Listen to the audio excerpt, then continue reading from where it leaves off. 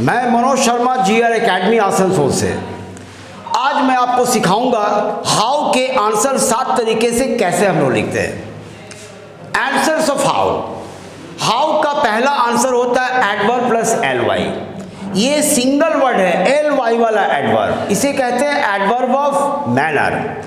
और यहां पर सभी फ्रेज हैं, adverb phrase of manner. With plus noun, in के साथ आ एन देकर, ये कॉन्सोनेंट या वॉवेल साउंड पर डिपेंड करेगा, आ एन, एडजेक्टिव और साथ में वे देंगे। जैसे स्लोली, विथ स्लोनेस, स्लोली का नाउन है slowness, in a slow way, in a slow manner, by being slow. इस तरीके से तो ये आपने देखा स्ट्रक्चर है। अब मैं आपको बताऊंगा कि हाउ का आंसर 7 तरीके से कैसे कर सकते हैं। शर्त है हाउ के साथ मेन वर्ब होना चाहिए। आइए एक सवाल, how does an old man walk. एक वृद्ध व्यक्ति कैसे चलता है? तो मैं बताऊं, डू डज डिड अगर प्रश्न में दिया रहे और साथ में नॉट ना हो तो डू डज डिड को हटा देते हैं। और हाउ WH वर्ड है, ये दोनों खत्म हो जाएगा। डज हटाएंगे तो वर्ब में एस या ES प्लस हो जाएगा। तो हाउ डज खत्म, आंसर लिखना है, बचा हुआ शब्द स्टार्टिंग में लिखेंगे। An old man walks, an old man walks. अब हाउ का आंसर एडवर्ब ऑफ मैनर। एक वृद्ध व्यक्ति कैसे चलता है? तो धीरे धीरे, तो धीरे धीरे को कहेंगे स्लोली। और मैंने बताया था स्लोली का एडजेक्टिव होता है स्लो, नाउन होता है स्लोनेस। तो धीरे धीरे की दूसरी अंग्रेजी होगी विथ स्लोनेस, तीसरी अंग्रेजी होगी इन अ स्लो वे, चौथी अंग्रेजी होगी इन अ स्लो मैनर, पांचवी अंग्रेजी होगी बाय बीइंग स्लो। सबका अर्थ होगा धीरे धीरे। आइए हम लोग आंसर लिखते हैं। How does an old man walk? An old man walks slowly, धीरे धीरे चलता है। An old man walks with slowness, धीरे धीरे चलता है।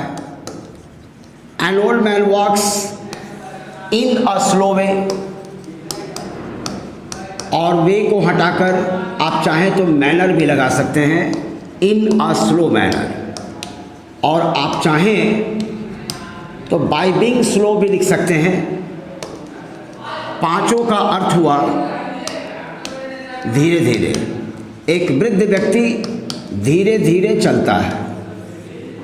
तो देखो, आपने देखा कि एक वृद्ध व्यक्ति कैसे चलता है, इसका 5 answer. An old man walks slowly, an old man walks with slowness, an old man walks in a slow way, an old man walks in a slow manner, an old man walks by being slow।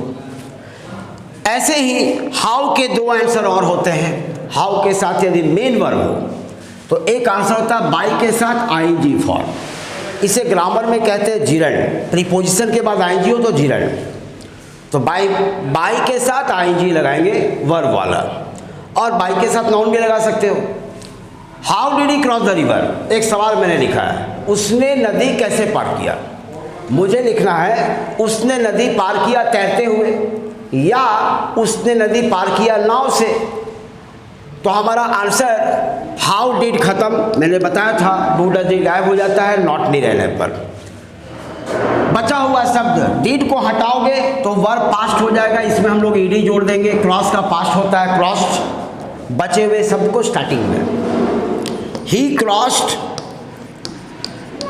the river, उसने नदी पार किया। पहला answer नदी कैसे पार किया? Bye swimming, तैरते हुए। Bye boat, तो 2 आंसर हो गया।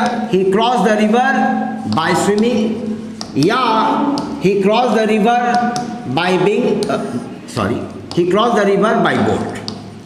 These are the 2 answers। मैं अगले क्लास में आपको बताऊंगा कि वाई के आंसर 28 तरीके से होते हैं, पर एकेडमी के लिए 20-22 तरीका भी सीख जाओगे तो काफ़ी है।